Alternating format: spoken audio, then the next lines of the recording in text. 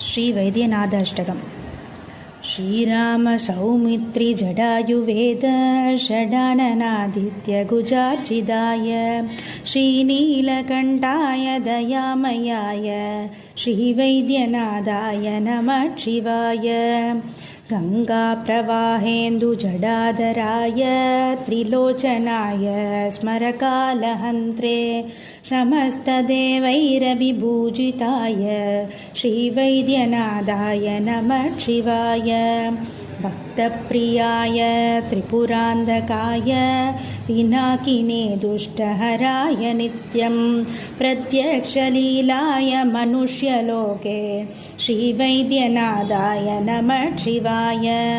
प्रबुधवादातिसमस्तरोग प्रणाचकर्त्रे मुनिवन्दिताय प्रभाकरे वग्निविलोचनाय श्रीवैद्यनाथाय नमः शिवाय।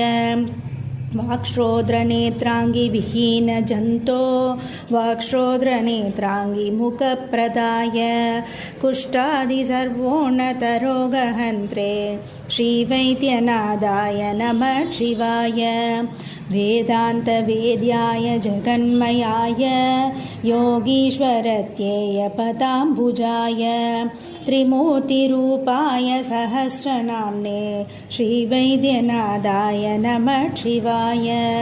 स्वतीर्थं हृत्पस्मृताङ्गभाजां पिशाचदुःखातिभयापहाय आत्मस्वरूपाय शरीरभाजां श्रीवैद्यनाथाय नमः शिवाय।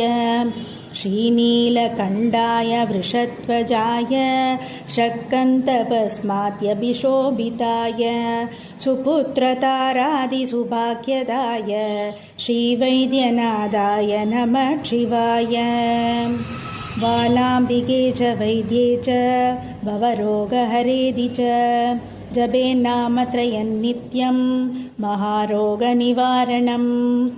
बालाम्बिके च वैद्ये च भवरोगहरेदि च जपेन्नामत्रयन्नित्यं महारोगनिवारणम्।